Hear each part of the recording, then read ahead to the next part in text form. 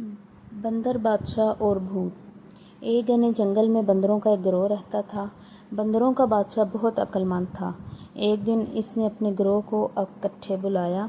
मेरे प्यारे बंदरों, हम खुशकिस्मत हैं कि इस जंगल में रहते हैं, लेकिन खबरदार, दरख्त और पौधे हरे भरे और सरसब्ज हो सकते हैं, लेकिन इनमें बहुत से जहरीले फल होते हैं। तालाब साफ चमकता हुआ पानी हो सकते हैं, लेकिन इनमें से एक में भूत रहता है। इसलिए पहले मुझसे पूछे बगैर कुछ ना खाओ और ना पियो। अगले दिन एक बंदर को प्यास लगी। इसे बादशाह की बात याद आई और वो इससे बात करने चला गया।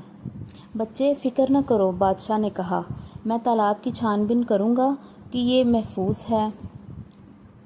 जब वो तालाब के करीब पहुँचा तो इसने देखा कि बड़े बड़े कदम अंदर जा रहे हैं, लेकिन बाहर नहीं आ रहे।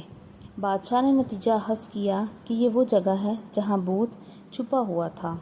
सब बंदर रोने लगे, इस फिक्र में कि वो पानी कैसे पिएंगे। बादशाह ने उन्हें तसल्ली दी और भूत का मुकाबला करने चला गया। भूत ने कहका लगाया, तुम बड़े मखमसे में हो बंदर बादशाह। अगर तुम्हारे बंदर तालाब में आए तो मैं उन्हें खा लूँगा। अगर वो ऐसा ना करें तो वो प्यास से मर जाएंगे। बादशाह ने सोचा, मुझे कोई हल तलाश करना चाहिए। इसने अपने बंदरों से बांस के टुकड़े जमा करने को कहा। खोखली बांस की छड़ियों को आपस में जोड़कर इसने एक बड़ा पाइप बनाया जो तालाब का पानी चूसता था। बंदर अपने दिल की ख्वाहिश के मुताबिक पीने के काबिल थे। सब की तरफ से बंदर बादशाह को सलाम, बंदरों ने नारे लगाए।